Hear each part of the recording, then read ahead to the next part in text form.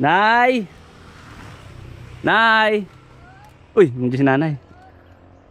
Hello po! Ay! Magandang araw po! Gate ka na pati. Kumusta po?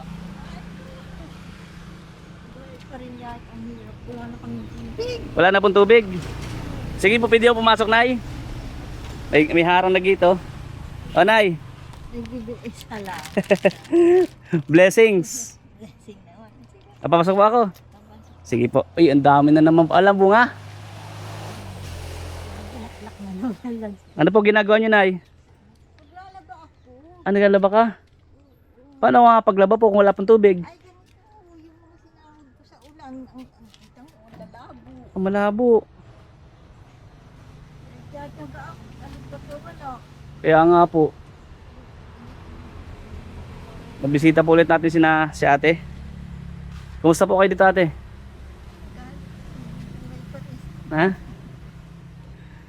Sabi ko nga may mission ka pa sa mundo kaya buhay ka pa. Di ba? Minsan umiiyak ko mag-isa. Bakit po? Kasi pinakikita mo naman sitwasyon ko. Mm. Wala naman nakakaalas. Kumusta po yung bahay nyo? Malinis sa loob? Di pa rin. Kaya lang Ganyan pa rin. Ano, willing na kayong palinisan? wala pa akong panahon. Pag may pang-upa. Pag may pang-upa tayo para linisin yung loob. Alis kaya ako. Buti nga inabot mo ako ngayon. Dahil kahapon nasa may bayan ako. Nasa bayan ka po kahapon. O pagka ano po, pagka may tumulong sa atin para linisin yung loob, linisan natin? Kasi di pa ako tapos sa mission sa iyo ay. Saan ko yan nararalagay? Inay ko po. Nakita mo nang wala akong lalagyan. Yan nga lang. Hindi pa rin mawaglit ni nanay. Ilalabas ko yan dyan. Kung biglang umulan, basa-basa yan dyan. Para sana malinis ka kahit yung tulugan lang. Di ba? Sa mga nakasubaybay po sa vlog kay Ate Vilma po. Ito po yung ano. Tapos sabi ko po dati na milyonaryo. So ngayon po yung buhay niya ngayon ay Mayroon draw nung araw. po. Mayroon draw nung araw. Ngayon naghihirap na. Masabi ko milyonaryo ka nung araw. Kasi may bahay, may lupa, di ba? Pero ngayon po medyo ano po yung pamumuhay niya kasi mag-isa na lang din. Green na green po yung paligid niya o green na green. Green na green yung bahay ni Ate Belma. May pangulam na po kayo? Ha? Wala pa? Wala pa pangulam? Pangulan. Bigyan kitang pambili ng pangulam? Isis na. Ha? Hanap na ako ng mga gulay-gulay. Gulay-gulay? Eh tama yun, bigyan kita ng dami lamok ate. So, Grabe. Ha? Saan na ba yung pera ko? Wala na akong pera ate. Oh, hapakan mo. Pambili-bili. Saan pa yung isa? Oh, pambili mo ng ano? Pambili mo ng ulam. salamat. Ha? Kahit na paano makakabili ka ng pang ulam. Sabi ko, bakit daw ganyan naging kapalaran ko. Minsan ba naginip, di ko naman nakalain ng pagtanda ko maghihirap ako. Dahil, tiyaga naman ako, nagsipag ako. Kahit nga nung ako, bago ako pakapasok ko sa civil service, at di pa ako tapos ng college, nagtrabaho ako, naga. Kaya lang ang kababa-kaba naman ng sweldo nung araw. Opo, sobrang mababa po nung araw. Pero nung pong araw, mahalaga pa sobrang yung pera. Kumbaga, meron ka lang dating 500 pesos, okay na. Pero ngayon po yung 500, saglit lang po yan. 10 piso na 100 piso na, wala. Dahil sa mahal po ng mga bilihin. Ganun po talaga yung kapalaran natin minsan, di natin alam kung anong Totoo na, kaya yun kahit sa- na sobrang kaya- kaya mo nga sobrang sipag mo Kaya nung nga. araw. pag iniisip ko sa ko, lagi ang pinagsisisihan ko, hindi ako nakapag-ipon. Kung ako nakapag-ipon, kahit paano hindi naman ganito ang buhay Opo. ko. Kung kahit di ako maalaala ng kapamilya ko, okay sana ako. Pero sa ngayon po, ano naman yung nararamdaman? Wala namang ikaw-karamdaman, sakit. Awa ng Diyos naman din mo po ako binibigyan nila ng karamdaman. Lord ng sakit, ano po? Oo, kahit nga sipon, lagnat, hirap mo kasi. Malakas pa rin kayo. Yun lang ang kapalit ng paghihirap ko. Hindi ako binibigyan ni Lord ng karamdamang kailangan pa-doktor o kung ano. ko. Kaya nga po, Ate Vilma, na-imagine ko yung bahay niyo dati. Kaya nasabi kong milyonaryo kayo kasi dati nung kapanahonan nyo, pag may ganito kayo, nakita ko kasi yung alawas ng bahay ninyo na maganda. Ay, So, lalo pa nung hindi pa nagigiba yung balang. Yung second floor. may second floor kayo. Oo, ayan, naikuan lang yan. Oh, bintana lang naman sa itaas yung bubungan na yan. Bintana lang po yan, Yun nga ang hagda namin, pataas. pataas. Oo, kaya kami nang tingin sa amin ng tao noon ay may manyaman. Bihirang-bihira. O, nung po kasing araw, sabi ko nga yung kapanahonan nyo, pag may ganun kayong bahay, up and down, simentado, milyonaryo kayo nun. Pero sa ngayon kasi, kahit may ganun, sa ngayon, kahit ngayon may bahay kayo na ganun kalaki, yung kinikwento mo sa akin dati, milyonaryo pa din. Kasi hindi ka basta-basta makapagpatayo ng ganung bahay. At saka itong lupa na ganito. Mga magulang ko nung araw. Mm-mm. Wala na, sila na yun. Maalam. Walang naiwan. Ano po? Walang naiwan. Wala na sila. Mga magulang. Ganda ng kapaligiran nyo dito, green na green. Kaso kumbaga sabi ko nga, mas maganda sana siya kung kahit paano yung paligid, malilinisan paragi ano. Kaso, nahirap na rin nga kayo kasi ano. Ano po? Hirap na din ano po. Nautay-utay ko. Pero iniisip ko, paano kung magkasakit ako? Sino mag-aalaga sa akin? Pwede. Saan ako Kakakalinis po, kukuha ano? ng pampagamit? Kakalinis po ano. Di buti ko. Wow, ulis-ulis lang na ganyan. Kaya ko yun. Tatabas ka dyan, magbubunot ng upo. So kung may makapanood sa atin guys, kahit ito paikot oh, gusto rin to ni Ate Vilma malinisan. Yung bang maaliwalas, tingnan. Pakita ko po na, ate ha. Okay lang. Kagaya po nito, oh, may kubo-kubo siya ginawa dito. Oh. Ay kung maaliwalas po sana, ang ganda po tingnan ano. Kasi, ayan oh. Tingnan nyo po guys. Ito, dito rin, tabi-tabi po, malaking puno ng mangga. Puno ng mangga. Ay kung ito pong paikot na ito, malinis. Ganda po tingnan ano. Ay kung may makakapanood din sa atin at tulungan tayo para kahit paano malinis yung paikot ng bahay. Po. Ito mga tinanggal kong hero. Pin- Hindi ko nga binibenta. Ipapabako ko pa ako sa likod. Ay, ang yero po. Oo, para at least may sa receipt mo na ako kahit ako sinusulo. Kahit sulo po kayo ano. Para may bakod sana ano. Tapos pagka yung inalinisan yung paikot sana, hindi pa plano ko sana kung meron din akong sabi ko nga. Para tapos susunod yung ano, kung meron ditong pwedeng paglagyan ng mga gamit sa labas. Gaya po nito, may bubong ka na pwedeng ilagay dito yung ibang mga gamit para malinis sa loob. Di ba po? Kasi pero money ang kailangan. Okay nga po. Sa ngayon kasi puro pera ay. Saka naglalaba ate. Pakita mo daw. Sige daw, pakita mo daw. Sama ko. Paano ka daan? Diyos ko po, tingnan mo Sige lang. klase. Dito po si Ate Vilma naglalaba oh. Medyo masukal po. Eh sabi ito rin yung ano ko eh. Kaya kumbaga sabi ko yung mission ko din dito ay Ate Vilma, hindi pa rin ako tapos eh. Yung tubig, kahit Ito po yung likod niyo. labo-labo na, iniipon ko pa at para mapag-anuhan pa kayo. Dito siya naglalaba. Saan po kayo nag-CR dyan ate? Matimba.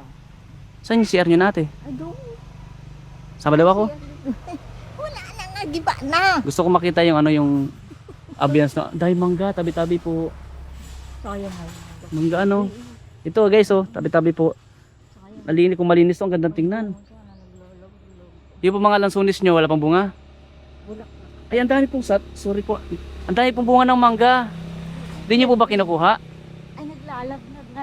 Ano pa yan? Mura pa. Malaki na po oh. Mura pa po yan? Matamis sana yan. Kaya lang po. Matamis po. Maasin. O ito po, punta tayo dito nanay. Sa mama ko. Maganda pumunta doon oh. Ano ko dyan? Baka may ahas dito. Ay, wag may aas dyan. Ay, wag na. May Huwag mo tinatakot. Tinatakot mo ko ay. ahas dyan. Ang bihira si nanay. Mabuti hindi na, yung mga bata dito hindi sila natakot. Then, Dito. sanay na sila sa damuhan. Sanay na sa damuhan? Mga gala dyan. May pupunta po dito? Mga bata? Mga bata, nagkakala dyan sa New God. Lah, delikado. Baka may ahas. Masukal ay. Sanay sila. Di ba? Masukal. So yun po yung update natin kay Ate Vilma. And sana susunod matulungan din natin si Ate Vilma dito. Oh. Gusto kong pag pupunta ko sana Ate Vilma, pagpasok baga makita maaliwalas, malinis baga ano. Ganda ng bahay mo yan. Kaya sa iyo. Kapag pipintura nga, di pa ako tapos. Oh. Nagpintura kayo? Pero pintura ako. Pinaplilinis si nanay kahit pa paano. Ate pala. Si ate po kasi hindi siya nagkasawa na kaya ate ang tawag natin. Ilan taon na kasi ate? Opo. 6'7". 67 na po. Maniniwala kayo guys na nung kabataan ni Ate Belma artistahin ang muka. Maliit ang mukha ni ate oh. Ikaw naman. Sino kamukha mong artista ate? Eh, oo. Kung sino sinasabi nila. Sino kamukha mo? Sabi nun, si ano daw, ay, si Rupa Gutierrez. Oy, Rupa Gutierrez. Tapos, Sobira. si ano, ay, yun si Rio Luxin. Kung ano, sino ba kayo? Mamutatanda na ngayon. Opo, comment kayo guys kung sino kamukha ni Ate Belma. Kasi si Ate Belma ngayon 67 na. Sabi ko nung kabataan yan, ay artistahan niyo mo kasi maliit yung mukha mo ate. Bakit nga ba di kayo nagkaasawa? Ulitin ko, tanong ko. Pili. Ha? Papili. Ano ba yung tipo niyo dapat sa lalaki? Pili ka. Ano ba dapat yung tipo niyo sa lalaki? Siyempre, ayun, nahanap ko yung, kung pwede, walang bisyo. Tapos, may hanap-hanap buhay, mabait. Magalang. Wala naman ako natagpang gano'n, magalang. May respeto. Oo. Pero walang naligaw sa inyong ganon. Pero kulang. Hindi yung hinahanap ko talaga. Hindi talaga. Hindi kumpleto. Pero nagka-boyfriend po kayo dati. Ako, umiiwas ako doon. Kaya pag alam ko ba, hindi ko pinapansin. Hindi mo pinapansin. Nag-focus po kayo sa ano? Pag-aaral. Pag-aaral. Trabaho. Saka yung pag-aalaga ko doon sa anak ko. Sa mama niyo po. Tapos yung tita ko pa. Kayo na po yung naging parang nurse, nurse doctor Caregiver. caregiver ng inyong mama. Ilang taon. Saludo ako sa inyo na Tapos ate. apat na taong mahigit. Opo. Andun pa rin yung pag-aalaga niyo sa ilan taon po kayo nung sumakabilang buhay po si nanay niyo ate. 52. Mawala yung mga ganito. So bali Tapos, after 1 year na mahigit, yung tita ko naman, ang halaga. kita niyo naman. Oo, ilang taon, 2 taon, kalahati. Kaya di na po kayo na 50 plus 55 na kayo nun. Disabled. Disabled. So 55 na po kayo nun. Kaya di na rin kayo nag-asawa. So yun po mga kababayan, mga kalingap, salamat. At si ate, every time na pupunta tayo dito, welcome tayo kay Ate Belma. Kaya pala sa akin parang ako may bisita dahil. At yung pusa pinagbabas. Nasa likod kayo kanina, nagtatawag ako. Wala namang pulong ng senior citizen, tapos ng pulong namin. Kaya to. Buti na, ito ko lang. Sabi ko sa inyo po pagka mayroon din ako kumbaga kahit pa paano. May pabili ng bigas, maibigay kahit pa paano. Kahit pa paano po Baga, hindi mo naisipin yung pangsaing mo. O kung may pan-share pa kahit na hindi maganong kalaki, ipambili kayo ng ulam. Tipid na tipid ako. Hindi na tipid kayo. Kasama nyo lang po dito, pusa. Pusa lang po Yung isang atadong ulam, dapat isang kain lang yun. Pinagtatatlo ko yun. Ano po dito? Indian Mingo, mangga? Oo. Lanson. Asa Indian Mingo? Walang bunga? May bunga kaya lang. Saan? Ay, may Indian Mingo ka oh. Ang lansones di pa tagbungahan. Bulaklak pa lang. Dami lansones dito guys. So yun, puro lansones yun. Kaya nga po, sabi ko gusto kong mapalinisan ito yung paikot kay nanay. Actually lupa po talaga ito ni nanay, ni Ate Belma. Kailan nyo po kinuha yan? Kailan nyo kinuha yan? Baka hinog na yan. Hinog na nga. Lambot na? Ay lambot na. Malambot na. Hindi po malambot na. Kainin nyo na lang po. Parang mangga na yan. Parang mangga na po, hinog na. Opo, kainin nyo na lang po. So yung Ate Belma, salamat ha. Salamat din doon na dalaw mo ako ulit. Yan yung sabi ko pagka sabi ko pag nandito ako sa Camarines Norte. Binugan ko yung pagparito mo nung April 6. Nandun. Binilugan niyo po sa kalendaryo? Kailan po ako last na pumunta? April 6. April 6. Ano na Ano ngayon date po ngayon? June, July. June pa lang? July na. Oo nga pala. Tagal na Kaya niyo po, pagka marami akong blessings, magiging madalas ako dito. Pag marami tayong blessings na natanggap. Ano po, para sabi ko nga, gusto ko rin talaga mapalinisan itong paligid mo. Para hindi ka rin na, masakit tuhod nyo? Hindi.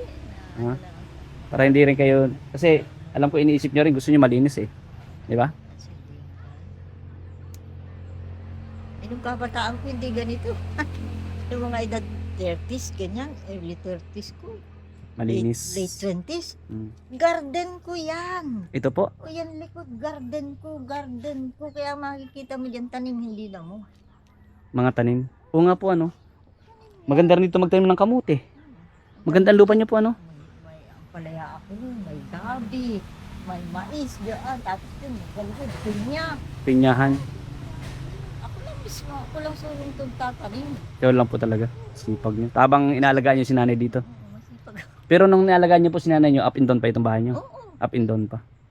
Mm. Ay, tapos ayun yung pakabagyan kasi nga. Ito, ganito na. Bagsak. Bumagsak. At hindi po yung rosing dati ay no. Grabe yung pinaka nung Kaya nga sabi ko, wala akong surti, baka wala na ako ngayon. Dahil naroon nga ako sa taas. Doon ang kwarto ko, doon. Opo. Hindi malakas na ang hangin. Tinatawag na ako ni mama sa ganang kapatid ko. Bumaba ka na dyan. Sabi ko, lamig-lamig dyan. Mag-aano ako dyan. Mamaya, ano niyan? Tigas ang ulo mo. Ay, di nagbabarin ako. Wala pa sigurong 10 minutes. May Bagsak. lumagabag na sa itaas. Ang pala, pagka umangan, ang tingnan ko, yung division namin na Giba. lawan. So, umano doon sa hinihigang ko. Giba. Ay nako. Ay, Diyos ko. Sabi ko, nagkataon. Ayun na lang ako. Baka naman. Ganun po talaga yan. Ibig sabihin ng sabi ni Lord, meron ka pang mission sa buhay. Marami na ako nalalagpasan talaga. Marami halos. Hindi pa siguro talaga. Opo. Hindi nyo pa oras. Hindi pa Oras. oras. Opo. Panate Vilma. Sige, Salamat po, ha. Maraming salamat din. At nakadalaw ko ulit. Sige po. Salamat ate. God bless. Bye-bye. Opo. Sige guys, bye-bye. Sana ang punta mo niya. Anong oras na ba? Ay, alanganin na. May mission pa po sana ako kaso pangatlo ko na kasi ito eh. Pangatlong ano na, napuntahan na kita. So meron pa sana isa kasi medyo malayo. Papuntang Kapalongga. Ay, Diyos ko po. Pupusta na lang. Opo. Alanganin na gabi na ako darating doon. Babalik ka pa. Tapos, Kasi mag-aalasing ko na po eh. Mag-aalasing ko na. Salamat po ate. Bye-bye po.